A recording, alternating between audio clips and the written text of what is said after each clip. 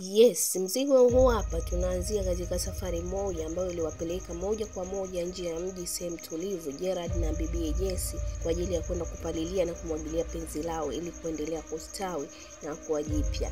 Gerard alipania sana siku hiyo kumfurahisha bibi Jesse kwa staili tofauti za kimahaba pindi watakapokuwa mchezoni. Walipofika kwenye nyumba walioiandaa baada ya kupumzika na kuhakikisha mazingira yapo salama, Gerard alimeza kwa kificho kidonge kitakachomfanya amudu dakika zote 90 za mchezo. Wakati huo bibi akiwa anajiandaa anasubiri chumbani, alishangaa kuona mumewe amekuja na pingu, ila hakujali, akajua ni moja ya sehemu ya kuleta ladha mpya mchezoni.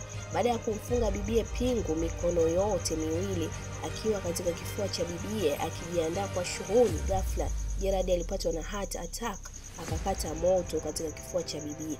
Safari ya furaha inageuka kuwa ya huzuni. Bibi alijaribu kumuita na kumtikisa Gerard kiasi cha kupelekea mwili wa Gerard kudondoka chini, lakini majaribio yake hayakuzaa matunda.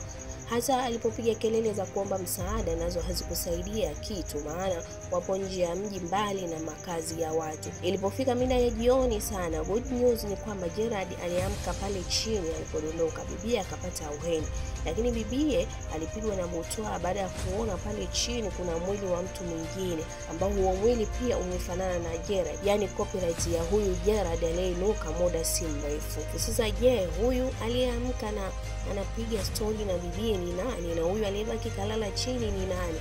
Yupi ni fake na yupi ni original? Majibu yote tutayapata ndani ya movie hii bomba ambayo tutakupatia kupitia WhatsApp au Telegram kwa namba zipo hapo chini. Tu check ukate mzigo wako kwa bei ya shilingi buku tu.